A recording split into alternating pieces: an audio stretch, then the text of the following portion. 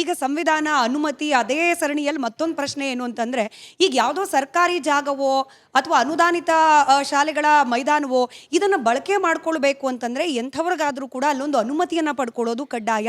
ಇದನ್ನು ಕೂಡ ನಾವು ಪಡ್ಕೊಳ್ಳೋದಿಲ್ಲ, ನಮಗೆ ಮನಸ್ಸಿಗೆ ಬಂದಾಗ ನಾವು ಬೈಠಕ್ ಮಾಡ್ತೀವಿ, ಮನಸ್ಸಿಗೆ ಬಂದಾಗ ನಾವು ಅಲ್ಲೊಂದು ಮೀಟಿಂಗ್ ಮಾಡ್ತೀವಿ ಅಂತ ಹೇಳಿ RSS ಕೂಡ ಹೇಳೋ ಹಾಗಿಲ್ಲ, ಬೇರೆ ಯಾವುದೇ ಸಂಘಟನೆಗಳಾಗಲಿ ಹೇಳೋ ಹಾಗಿಲ್ಲ, ಹೀಗೆ ವಾದ ನಡೀತಾ ಇದೆ.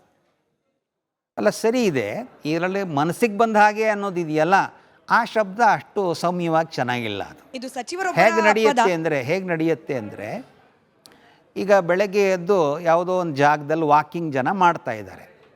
ಅನುಮತಿ ತೊಗೊಂಡಿದ್ದಾರೆ ಅಂದರೆ ತೊಗೊಂಡಿಲ್ಲ, ವಾಕಿಂಗ್ ಮಾಡ್ತಾ ಇದ್ದಾರೆ. ಎಲ್ಲಿವರೆಗೂ ಇದು ಸರಿ ಇರುತ್ತೆ ಅಂದರೆ ಆಕ್ಷೇಪ ಬರದೇ ಇರೋ ತನಕ.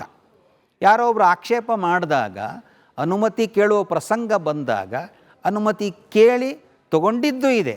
ಅನುಮತಿ ತೊಗೊಳ್ಳಲ್ಲ, ನೀವ್ಯಾರು ಕೇಳೋಕ್ಕೆ ಅನ್ನೋದು ಸಂಘದ ದೃಷ್ಟಿ ಎಂದೂ ಅಲ್ಲ. ಯಾರು ಅನುಮತಿ ಕೇಳಿ ನಮ್ಮ ಹತ್ರ ಅನ್ನೋ ವಿಷಯ ಬಂದಾಗ ಅನುಮತಿ ಕೇಳಿ ತೊಗೊಳ್ಳೋದು.